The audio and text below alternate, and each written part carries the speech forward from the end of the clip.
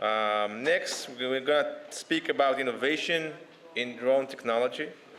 I want to invite Eran Gefen for the second time, founder of GT Strategy. So first of all, let's start from a short introduction. You will do it better than me. So please, Yariv, start. Tell us a little bit about yourself and your company. So hi, I'm Yariv Bash, co-founder and CEO of Flytrex. We're just like DoorDash or Wolt. Okay. We deliver hamburgers, pizzas, burritos. Today we're the largest home drone delivery service in the United States. We have stations in Texas and in North Carolina. And if we'll have time, I have like a short video, 45 seconds that we can show. Okay. So I'm Rani Plaut. I'm the CEO and co-founder of Air. We're a little bit bigger. We take 250 kilograms for 100 miles. It's an electric vertical takeoff and landing. It's not a taxi. It's private, and recently we started selling to cargo and defense. We sold 16 aircraft. Actually, we have the largest sales on the planet in this sector. Hi, Matan, Melamed. The company I started, Iron Drone, is developing a drone versus drone interceptor. Today I'm working for Airobotics, who bought the company, and our system is actually active. It's a very fast, very smart AI-powered interceptor that flies to the hostile drone or UAV and takes it down physically. Nice. I believe the video of our system was presented here yesterday by Danny Gold. Okay. Kavod, מה שנקרא. Respect. So let's, you know what? Let's start with the current. Before business, let's talk about this war in Israel and so on. So for me, which I'm totally idiot, please explain to me not what is the problem with drones today, like how Israel is vulnerable, but when will be like a scale solution and how, and if there will be a scale-up solution for this problem? It's a challenge, but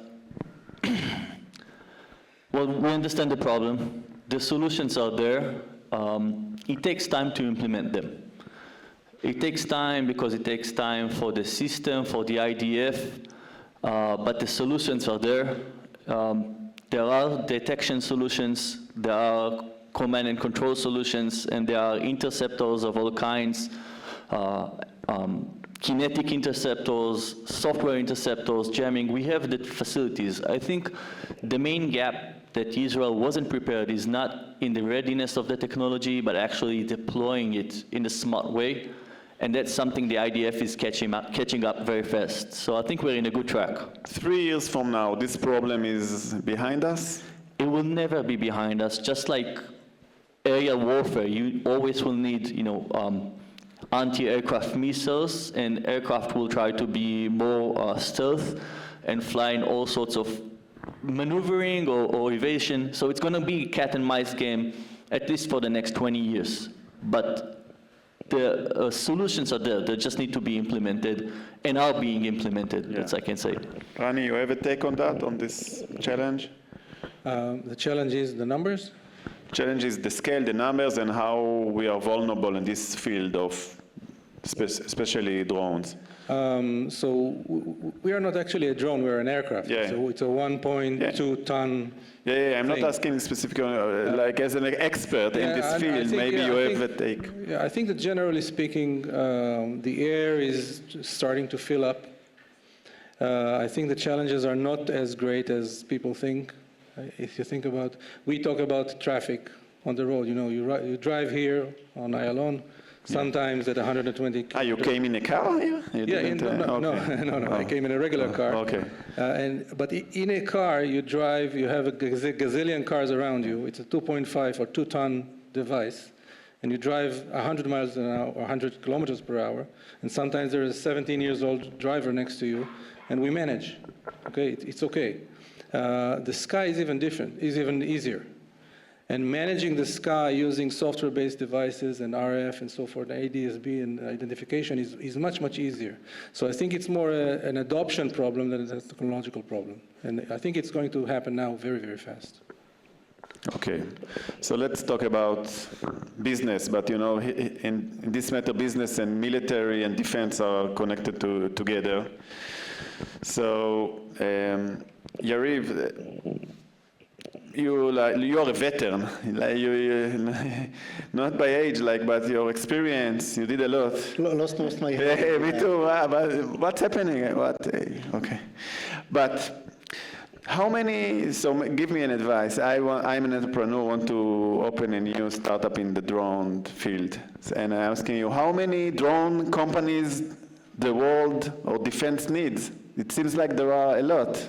Well, I'm an expert in delivering hamburgers to Americans in the suburbs of North Carolina. That's my expertise. But when you open a startup, a hardware-based startup, you have to be lean, you have to be efficient, because things take a lot more time than you think, especially in hardware, especially when regulations are involved, no matter if it's civilian regulations or maybe military, regulations or specs.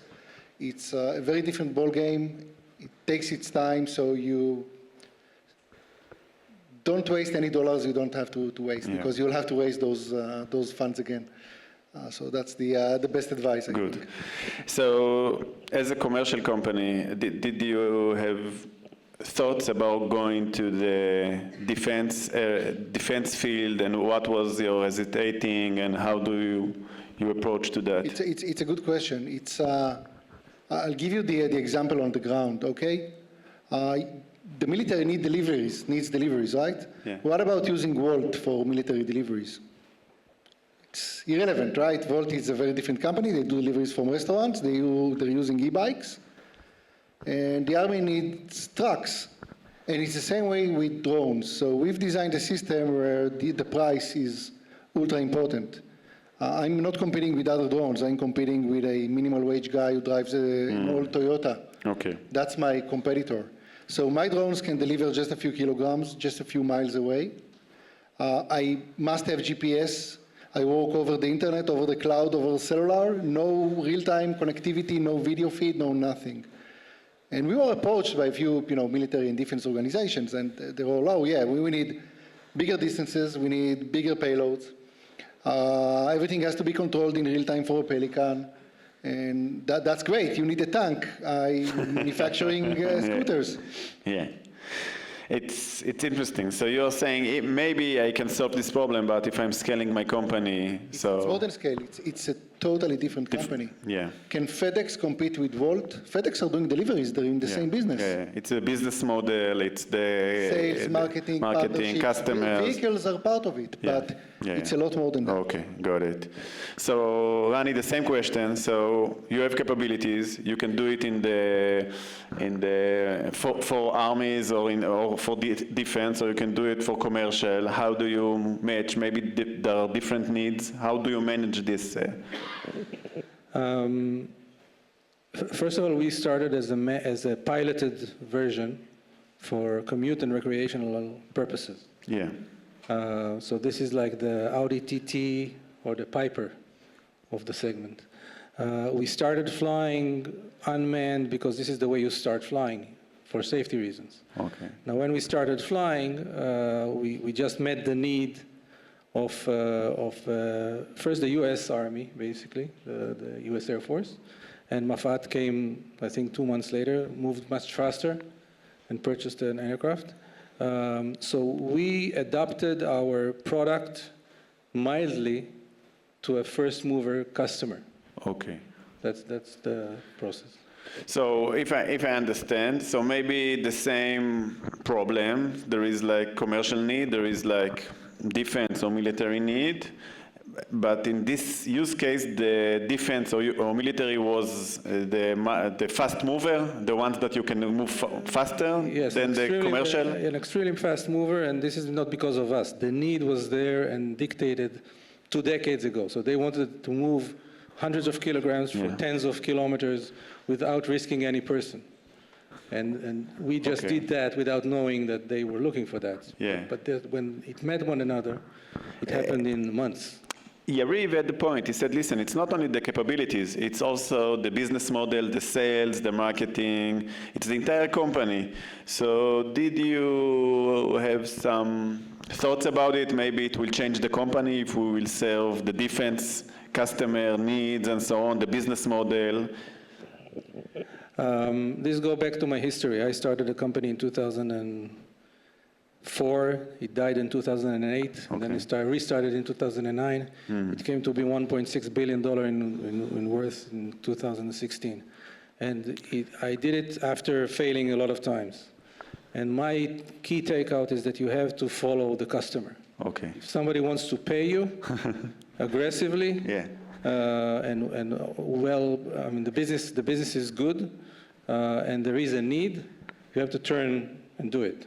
Now, we keep those two tracks, but we basically kept the piloted civilian version on the back burner, Yeah. moving to customers that really told us what they needed. Yeah. And do you feel that the different type of customers, which I guess needs different approach, you can handle those two different ways in the same time? Yeah, no, not in the same time. In terms of go-to-market, what we say is that we will license it to an incumbent. Okay. So one of the big guys, the primes, when time comes. And we would like to be, at the end, the OEM for the private sector. Yeah, okay. I had a panel with Nir, and I asked him about how they work, because the image that the entire defense system are slow, a lot of red tape, a lot of friction, so maybe you can say how it was for you. He's here, so I don't want to embarrass him. It was... it's not a lie. It's the honest to God truth is that it was very easy. So again, there is absolutely the least red tape I have met. Wow. And it's not like they threw money at us freely, but it was a very pleasant and journey, I would say. And your company is totally defense tech, yeah? It's defense tech first. Yeah, it's I would say when you look at the customers, it could be military defense and it could be also police forces, etc. But it's always defense related. But I think from my perspective if you look at drone companies, you can separate them to three groups. Groups that succeed at breaking through the regulation barrier, like Flytrex, for example, also Airobotics. Well, doing very well on breaking it. Companies that failed because of the regulation barrier, and many companies that shifted from civil to defense. And you can see a lot of those companies, like Skydio, they started like a completely civil, and now they're shifting to defense, because in the defense field, all the aerial regulation is controlled by the military and then by the customer.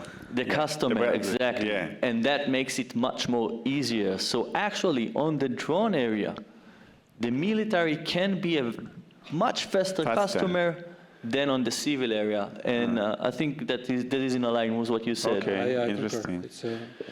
I had earlier asked Yariv about how many drones company the world needs. So do you maybe you're afraid, but maybe if there is too much, it's like a red ocean, or how do you see the entire market? So obviously after the war in Ukraine, and you can see, I think Ukraine, someone told me, has now like 800 drone companies. 800? That's the number I heard. I'm not standing behind it. I just heard this number, right? But a lot. A lot. You will definitely see in the next year or two a lot of consolidation. The world doesn't need so many. Most are trying to get the same thing or similar things. And some will punch through and get that technology in time, and some will lag behind. And I think also in the drone world, it's unlike applications. It's somewhat about marketing, but mostly about performance. Yeah. And the companies that will be the first will be the ones who manage or eat the small ones behind. But there will be consolidation, in my opinion. Yeah, Yariv, what do you think about it? Yeah. How many vehicle companies are there? They're all the same: wheels, That, Yeah. they They're got also an engine. consolidated. They're Like, consolidating, but you still have a lot of vehicle Yeah. companies because each one has its own use case, and I think we're going to see a lot of that before the big consolidation in the drone market. We're not seeing that yet.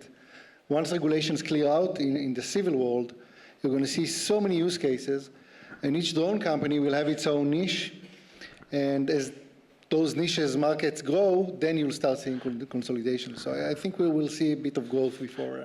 Oh, yeah, we'll agree for that. We'll see more growth. But I don't know if we need thousands, 10,000 drone companies.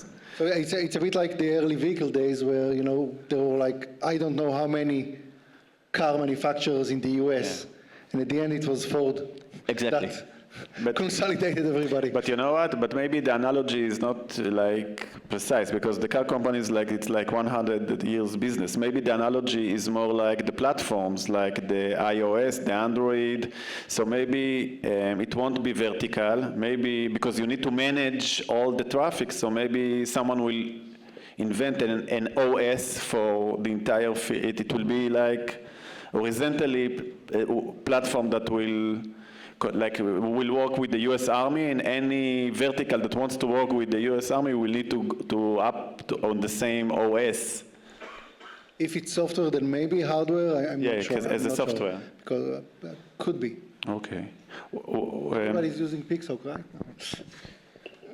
So what are the opportunities from Israel? What we have here that, like Yariv, you are here, and we are all here. What are the resources, Rani, that we can use here? Why Israel has a big opportunity in this red ocean field? First of all, my take on the previous question is that you turn to a situation where you have an OS like, okay, maybe the screw is the best example. Okay, so now you have like a diameter and a thread, and you can buy it in any store. And so the market segmentation becomes different. Okay. Okay, so you have OEMs and you have suppliers and so forth. So the cascading effect is different. Okay. I think that what I see in Israel is the best. In my previous company, I had 800 people. I had a 25 people team here. And when there was a big problem in Audi, okay, Audi asked me not to send the French guys, not to send the American guys, but to send the Israelis. Real story. Yeah. We took this over a ton aircraft into the air in 15 months. I don't think anybody maybe on the planet can do it. So I think that the ramping up and the Israeli spirit is very, very strong. You have to mitigate. You have to take your approach on this and then to move to production maybe in Michigan. But that's the secret sauce we have here. You have a take on that? My take is similar. I think the engineering and the ingenuity and the ability in Israel to make quick solutions is crucial for everything that is hardware related. You must be able, like Yariv said, to deliver fast without a lot of resources. And that's something Israeli engineers know how to do. But then again, if you talk about defense companies, the fact that Israel is so small and working with Mafat and the army is not so far away. It's not like you're somewhere, I don't know, and the next person you need to talk to is in the Navy, is on the other side of the US. It's everything so close and everything is, one hop away. Makes it much easier to validate your idea.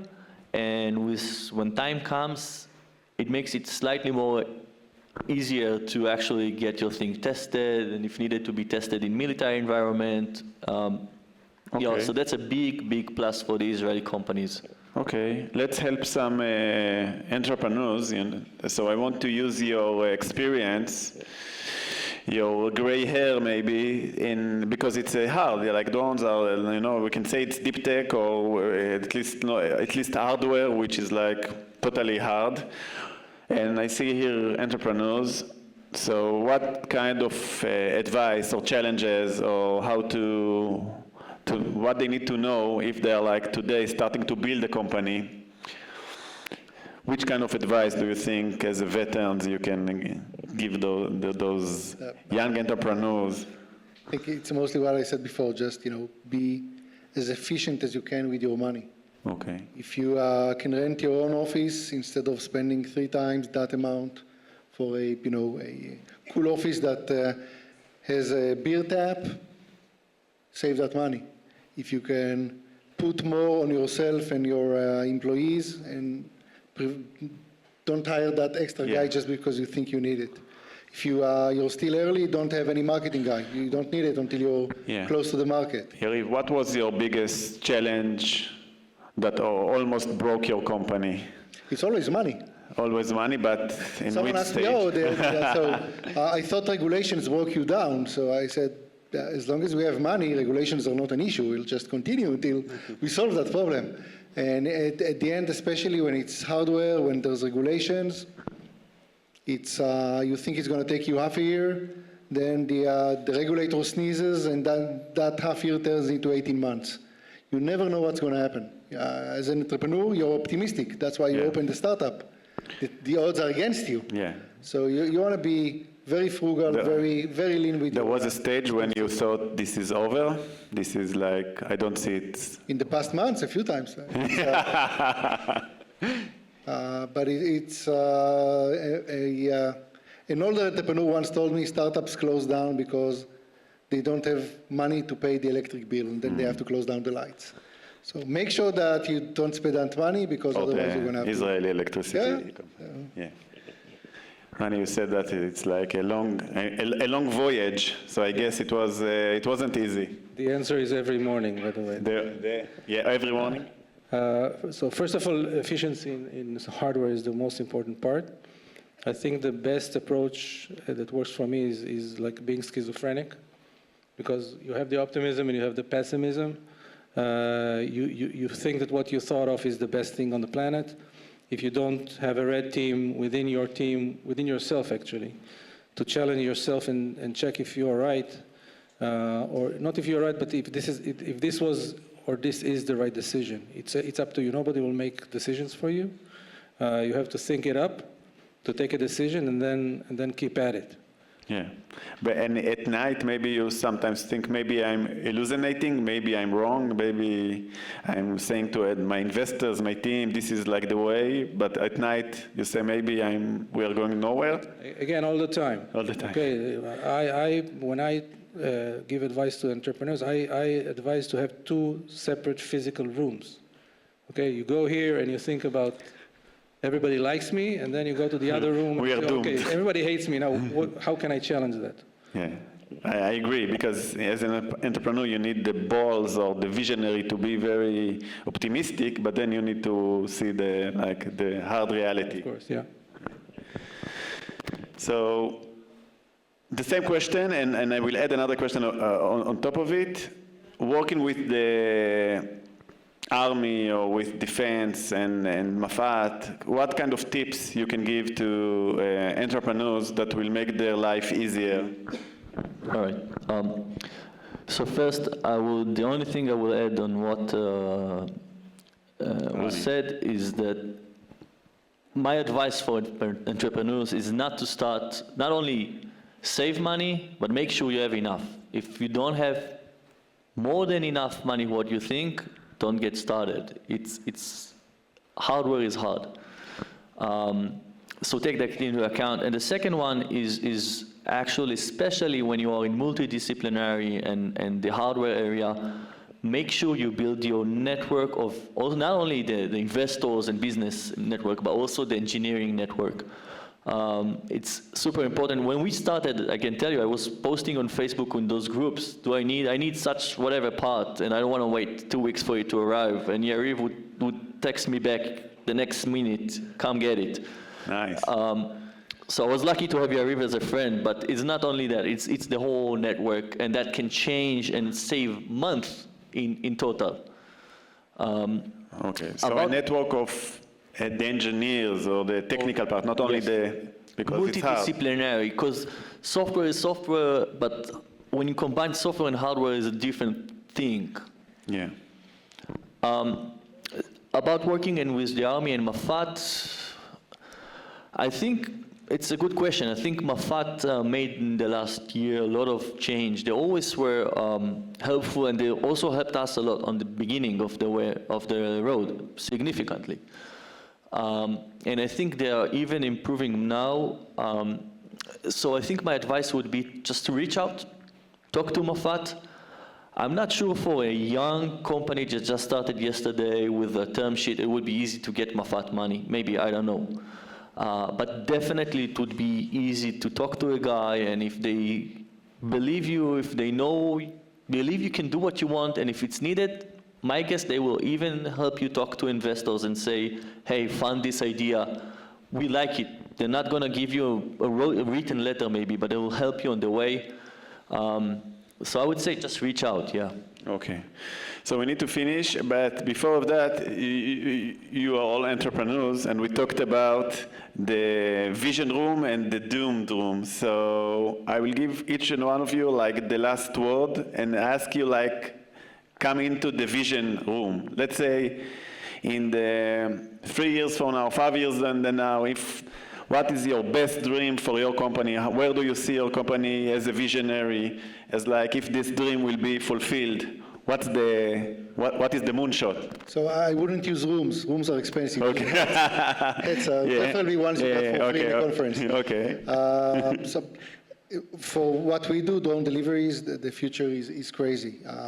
DoorDash, which is the American version of Wolt, they actually bought Wolt 2 years ago for $8 billion, are doing today more than 2 billion deliveries annually, food deliveries, mostly in the suburbs to private houses, what we're targeting. The potential is 10 times larger, because most Americans still would like to go and pick up their food on their own. They don't trust the delivery guy, and it's too expensive. So for us, it's about opening hundreds and thousands of stations, each one with dozens of drones, and I think it's going to happen at last closer than what we expect. How many deliveries? How many deliveries in 3 years you're doing? Millions, if not tens of millions of deliveries. We've already done more than 100,000, so just a few, just 3 orders of magnitude. Hey, we need some zeros to add some zeros. So we are not a cargo company or defense company or a private ownership company. What we're trying to do is to change the word airplane.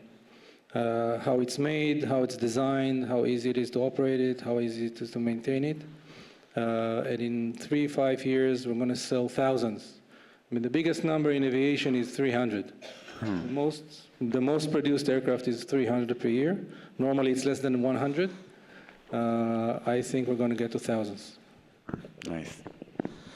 Well, we will kill all our enemies. Kill all our enemies and win all the world. I'd say the vision and the way, also the path, it's not only the vision, it's happening, is to significantly save a lot of lives. A lot of lives can be saved.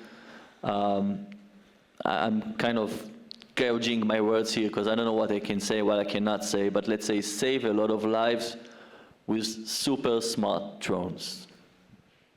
Thank you very much. Thank you.